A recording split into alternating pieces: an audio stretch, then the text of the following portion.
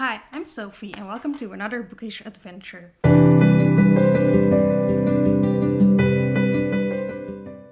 It's the 1st of January, which is why my Christmas tree is still up, and which means it's time for TBRathon. TBRathon is a readathon created by Leandra, the TBR0. I will link her channel down below. And it's a readathon where there are 3 different ways to participate in it, so there's like something for every reader. One of the ways to participate is a game board, which is what I chose. I love board games and I love gamifying my reading. I love game boards to choose my prompts and which books I'm going to pick up, so that's what I chose. Here's the game board. It's called Lost in the Library, so it's inspired by our sections you would find in a library, and we're going to pick our first prompt for today. So this is the board. To pick the first prompt, I don't have to roll a dice yet. I just have to pick a room to start in. So we have 5 rooms: manga, graphic novel, the community room, which means I have to do something community related. But we're not going to pick this room because I want a book for my first prompt. We have adult fiction, middle grade fiction, young adult fiction, and non-fiction. The rooms are inspired by the sections we have in the library. And then we have like pots between them. We can go in any direction. But for the first prompt, I'm going to make it easy for myself, and I'm just going to pick the one I read the most of and I have the most books of on my TBR, and that's adult fiction. I'm going to use this little cow and I'm going to place it on adult fiction. For adult fiction, I'm going to be picking Spark of the Everflame by Penn. In May, I'm going to Rare in Berlin, and Penn is one of the authors who's going to come. I've never read anything by her, but she's the one I'm most excited to try out. I don't really know a lot about this. I know it's a romantasy, and I know it's something to do with demigods. And the main character loses her mother, and I think there's family secrets. There's a rebellion, I think. But I'm really excited about it because I've heard that it's a slow burn romance, and I really love those. I hope that it's truly a slow burn romance, because recently I've read Blood and Steel, which was also in preparation for Rare Berlin, and people also say that is a slow burn romance, but it was very, very instalist for me, and for me personally, a slow burn means that the feelings and the attraction develop slowly, and Blood and Steel, it took a while for a spicy scene to happen, but the characters were attracted to each other before they had even spoken to each other. So I hope that this one will be a true slow burn romance and a world I can get lost in. So let's get reading.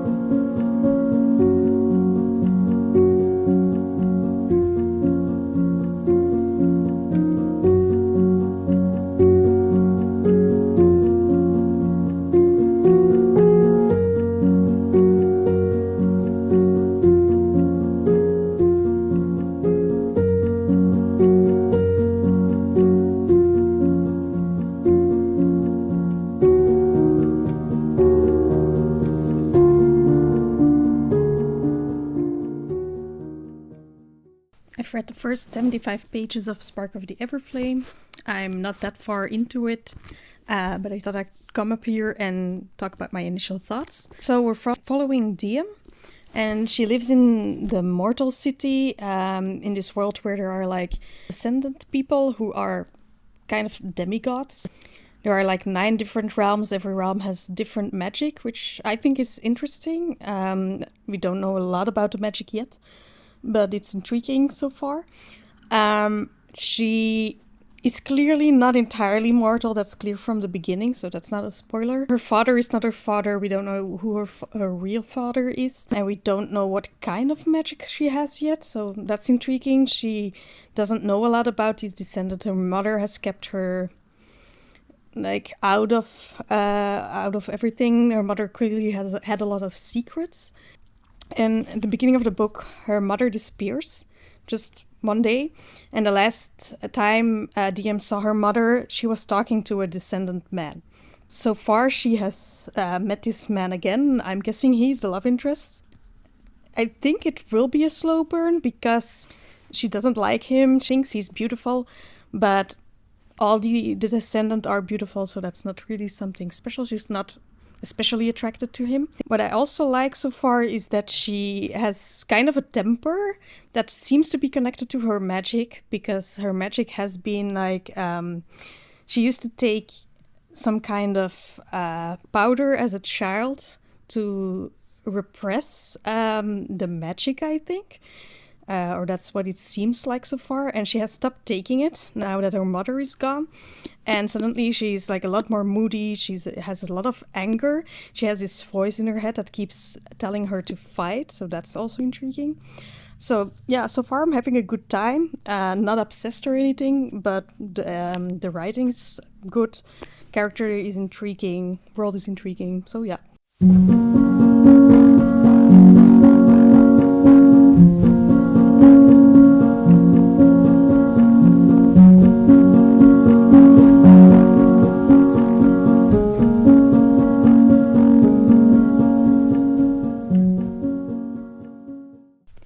I made it halfway through Spark of the Everflame. I just crossed the 200-page mark. I'm enjoying it so far. There were a few chapters where my interest waned a little bit, but the part in the story where I'm at now, I feel like it's starting to pick up again, and I'm really enjoying it, and I'm very intrigued to see where it will go. There is this guy that I really don't trust. I don't trust Henry. I don't like Henry.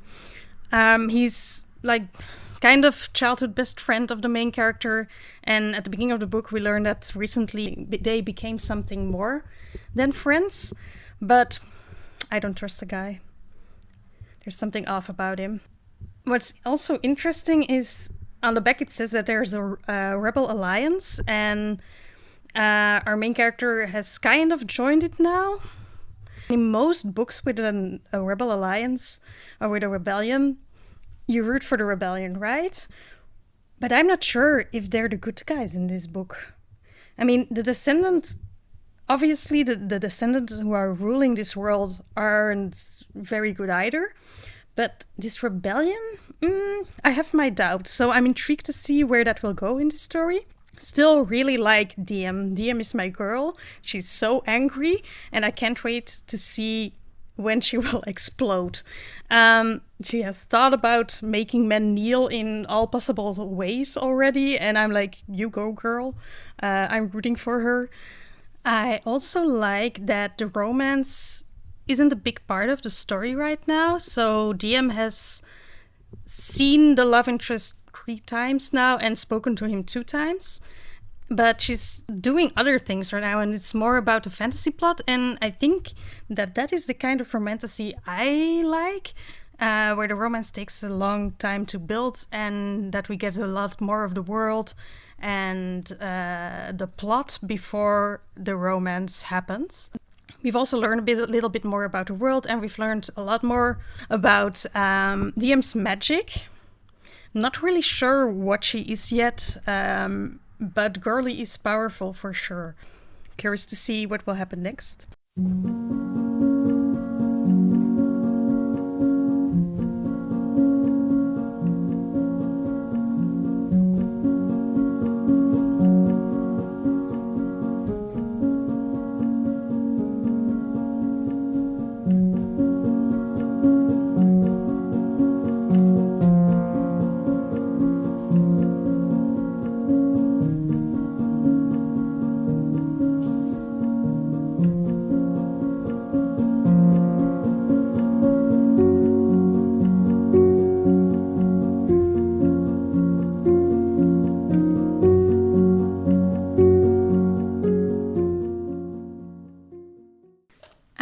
Finished Spark of the Everflame, and I'm giving it 4 stars. I really enjoyed this book, and the ending makes me very intrigued to continue on, especially because I've seen a lot of people who gave book 1 4 or even 3 stars give book 2 5 stars, and I see a lot of potential in this story. So this one wasn't a 5-star, wasn't a full favorite, but I do see the potential of the series becoming a favorite. Really intrigued to see where it goes. Do have to say, this is a very fantasy-forward romantasy, which I really liked. So if you have more of those, I would love to know. There is no spice in this book, there's only a kiss, and I'm guessing that the romance will develop more in book 2. But I really like that we got to know the world first and the characters first. Not really shipping Diem and Luther right now because we didn't get a lot of them in this book, but who knows, maybe in the next one I will really love them. But I do really love Diem as a character, like the world, like the plot. The thing I think I like the most in this book is that there's, like I said at the beginning, there's like this rebel alliance. But it isn't the typical story of a rebel alliance overthrowing the government where you root for the rebel alliance. This is a lot more complex, a lot more gray. Everyone is actually doing bad things because they think that what they are doing is right. Very interesting to see Diem struggling to decide which side she's on here, and like the answer might be neither of them. So yeah, really enjoyed this one. Very curious to see where it will go next. I don't own the second book yet, so I will not be continuing on immediately, even if I do get a prompt where it would fit. So yeah, let's roll for my next prompt. I'm very curious to see what I will be reading next because I have no idea what I want to read. Okay, so we started in the adult fiction room last time. So the cow is here. I have my Oogie Boogie dice tray here. I will be using one 6-sided die to move across the library because I think that using 2 or using like a D10 or 12 will give me too many options and then I won't be able to pick a prompt. So let's roll. That's a 3. And go here, 1, 2, 3. Black Otter, 1, 2, 3, move 1 back, so that would be new or old. 1, 2, 3, renewal, 1, 2, 3, 2026 goal. 1, 2, 3, also 2026 goal. 1, 2, 3, move 2 back. So that's immigrant or refugee MC. 1, 2, 3, TBR. That's already too many options, so I'm glad I only used 1d6. A list of priority reads, like 25 books I would like to read. And I also have like 9 books recommended by 9 friends, so I could do that. Then let's see if we move here or here. I have so much trouble deciding. Where do I do Black Author? Don't know what I would read. That's the problem, I have no idea what I want to read right now. So maybe I should just do 2026 goal. Yeah, I'm going to go this way. 1, 2, 3, 2026 goal. I have finally come to a decision. I figured out pretty quickly that I was in a epic fantasy or even sci-fi fantasy mood. But it took me a while to figure out which one I wanted to read because I have a lot of them on my priority list, which consists mostly of sequels of series I'm in the middle of because I read way too many series. I finally decided on The Bone Shard War by Andrea Stewart, which will finally finish the series for me, which I really need to do. I've been putting off this final book for almost a year and a half, I think. Which I tend to do with series. I tend to put off the last book in the book because I don't know, I don't want them to be over, I guess. So I hope I will still remember enough from The Bone Shard Emperor. This is an epic fantasy series, like I said. It's an island setting. It has political intrigue, interesting magic, I would say. Animal companions, which are the best part of this series. The second book we got a little bit of a bodyguard romance. Definitely not a romantasy, but very focused on the fantasy. And I'm excited to see where the conclusion will take us.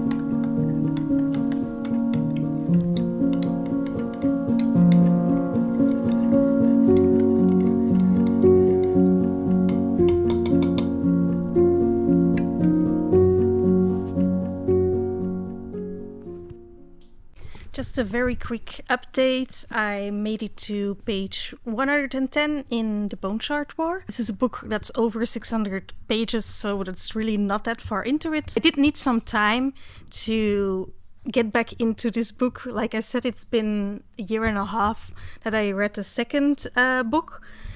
So the names of the characters and what happened that had to come back to me, but the book is doing a good way to remind me without being too info dumpy about it, so that's good. The animal companions are definitely still the best part about this series. Love them, especially Mefi. I think my favorite character to follow is Novice and Mefi. Things are just beginning. There's going to be a lot of political conflict in this one. A lot of different people involved with different interests and different motivations and things they want to achieve. So yeah, that's it.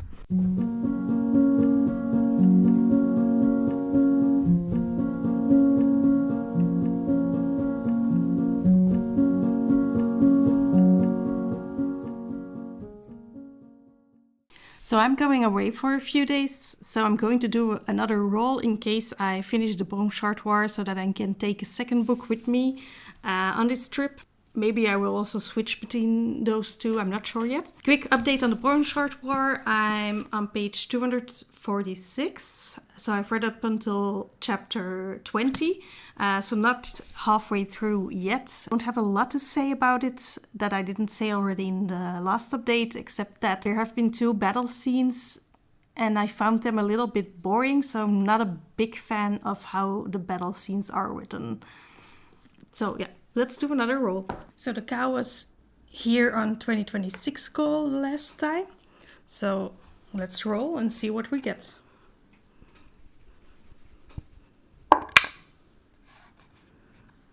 Okay, that's a 5, which will probably give me a lot of options. I don't know how I feel about that. Okay, 5. So we can go 1, 2, 3, 4, 5. Cozy activity. I don't want that one because I want a book prompt. 1, 2, 3, 4, 5. TBR, which is just any book on my physical TBR. 1, 2, 3, 4, 5. Middle grade. Maybe? Not sure. 1, 2, 3, 4, 5. Renewal. 1, 2, 3, 4, 5. LGBTQIA author. Maybe. Which one? 1, 2, 3, 4, 5. Or spell read. Too many options. I'm thinking maybe a middle grade. But I'm not sure. Let's just do nice and easy and go for TBR, which is just anything from my physical TBR.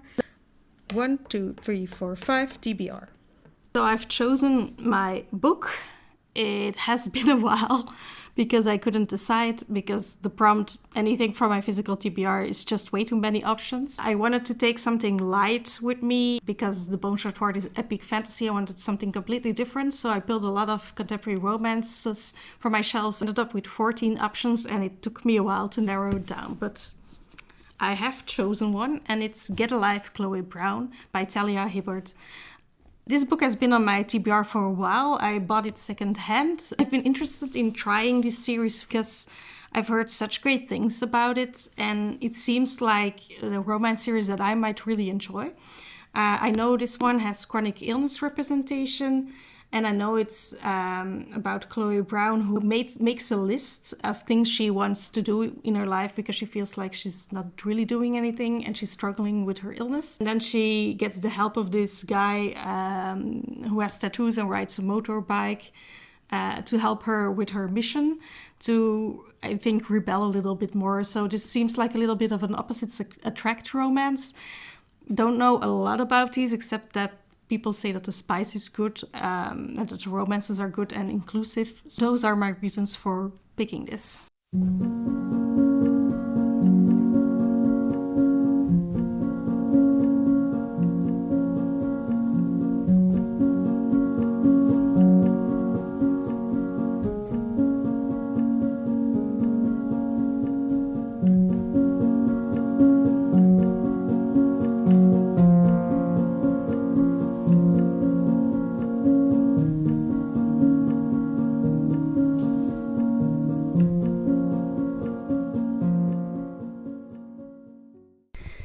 It's been a while since I talked to you. I've been home from my trip for a week now, actually. Didn't read a lot, were a very relaxing few days. I've inserted some of the footage from the trip, but I finished the Bone Shard of War, so I need to talk about it. I gave this one 3.5 stars, which is a decent rating, but it was my least favorite book in the series, which is a bit of a shame since it's the conclusion, and with a conclusion you hope that it will be the best one. So the ending was alright, but there were some parts in the book that really dragged on, especially the battle scenes. I didn't really like the way they were written. They were hard for me to get through at times. It kind of messed with my enjoyment, so there were parts I did like, there were parts I lost interest in the book, which I didn't really have with the other two. I gave the first one also 3.5 stars, I think, but I did enjoy that one more than this one. And then the second book I gave 4 stars, so that was actually my favorite one, which is kind of weird in a trilogy because most of the time the second book is the least strong in a trilogy. It's the last book in a series, so I can't really say too much more without spoiling it. I would still recommend this series if you like big high fantasy, if you like an original setting with like moving islands, if you love animal companions where people can bond with the animal to get magic. These ones are really fun, and it's not like there are dragons or anything else that you've seen before. These are really creatures the author made up themselves, so that's fun. If you like political intrigue, I think this also might be for you. But just know the third book maybe isn't the best in the series because I've looked at their average ratings on Goodreads. Average rating of the third book is lower than the second book. And with series, most of the time you see that the ratings go up the more people get farther into the series because the people who didn't like the previous books probably won't be continuing. So yeah, I will be interesting in trying more from Andrea Stewart because I know she started another series. I think the first book is called The Gods Below. Not sure. And I also really don't know what that series is about, but maybe I will check it out someday. That's the Bone Shard War. So decent, but a little bit disappointed with how this third one went because I expected more from the conclusion.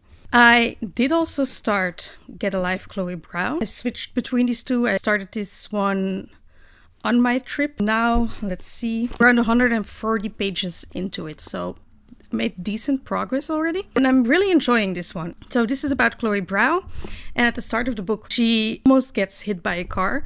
And because of that, she realizes that her life isn't really where she wants it to be and that she wants to make a few changes. She has fibromyalgia, and I really enjoy the chronic illness representation in this book. I don't have fibromyalgia, so I can't really say if it's a good representation, but to me it reads like the author has done her research, or maybe she has it herself. I'm not really sure if this is own voices. Chloe makes a list, a Get Alive list, she calls it, and the things on the list are like things like enjoy a drunken night out, ride a motorbike, go camping, have meaningless but roughly enjoyable sex, travel the world with nothing but hand luggage, and so on. Haska accomplished to ride a motorbike with the love interest, who is Red. He owns a motorbike. He's actually the superintendent in the apartment building where she lives. At the beginning of the book, she's still living with her parents, but that's the first thing that she does to like really start her life and be more independent is moving out. And Red and Chloe don't really like each other. They are attracted to each other at the beginning of the book, but they don't really like the other person's personality or what they've seen from it. This reads like Grumpy Sunshine, but Chloe's a grumpy one, and that's one of my favorite things when we have a grumpy girl and a sunshine boy. Chloe kind of makes a deal with Red, who is an artist who used to paint. He's back to painting, but he's very unsure to show his work to the public again because he has been through a toxic relationship in the past, and that really messed with his confidence, so he has kind of disappeared from the art scene, but he wants to try this again and he needs a website. Chloe is a web designer, so he asks her to make a website for him. He wants to pay, but she says, no, let's make a deal. We ride your motorbike and I will talk to you about a website. And now I'm at the point where she wants to talk about him more about the list, see if he can help her with some other items. I'm enjoying this one. We'll see how I feel when I get a little bit further into it.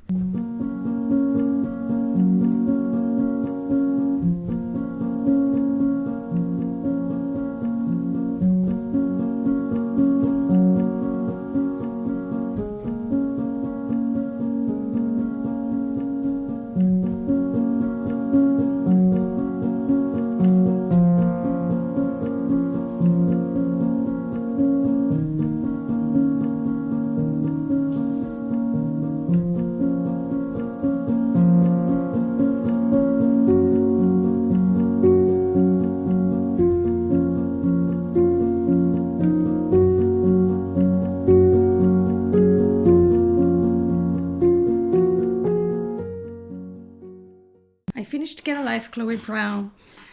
I'm sorry I didn't update you anymore. I just wanted to continue reading, which is a good thing. Actually, the 1st of February, so this will be the last book I read for this vlog because I want to start February with a new vlog, which will be a blind date with a book vlog. So if you're interested, keep an eye out for that. I gave this one 4 stars. I really enjoyed this romance, and 4 stars for a contemporary romance is really good book for me. I think the only romances I've rated higher are Emily Henry ones, and I think like one YA romance. I really enjoyed both of the characters, Chloe and Red. Loved that it was dual POV, that we also got some of Red's inner thoughts, because that was also something that added something to the story that was needed, I feel like. Still loved the chronic illness representation, loved how Redford's previous relationship that was pretty abusive was handled in this book. Actually loved the 3rd act breakup,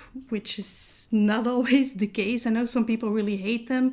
I can like them if they're done well, and this one I thought was very well done. Actually just a situation where they really triggered each other's trauma, and that made them react not in the best way, but that's very understandable and very realistic. As a whole, I thought this book was very realistic, and the way they communicated afterwards and talked it out was very mature. So not like there was a little bit of miscommunication, one might say, because they were triggered and didn't understand each other well at that moment, but otherwise I thought the communication was very well between these two. Only thing that bothered me slightly, but it's a very minor thing, so it didn't really affect my enjoyment that much, was that Red calls Chloe and his mom sometimes, when he's frustrated, woman, and it's just something that I really dislike when a man calls someone a woman. It's just something that feels condescending to me, even though Red didn't mean it that way. One of my favorite scenes was when they go camping together. That was so cute. Really enjoyed this one, and I will be reading Take a Hint, Danny Brown, which I already own. And also looking forward to reading Eve Brown's romance, which is the youngest sister of the Brown sisters. So 4 stars to Get a Life, Chloe Brown. That's the end of this reading vlog. I'll just show the books I read for this. So we had Spark of the Everflame, which I read for the prompt adult fiction, and I gave 4 stars. Then we had The Boneshard War, which I read for 2026 goal, and I gave 3.5 stars. And then lastly, we had Get a Life, Chloe Brown, which I read for physical TBR, and I gave 4 stars too as well. I would say that this was a good reading vlog. I enjoyed the books I read. This one a little bit less, but still, I would say this is a win. So, if you want to see more of me, if you want to follow my bookish adventures, please subscribe to this channel, hit that bell notification if you want to get notified when my blind date with a book vlog goes up, and I will see you in my next bookish adventure.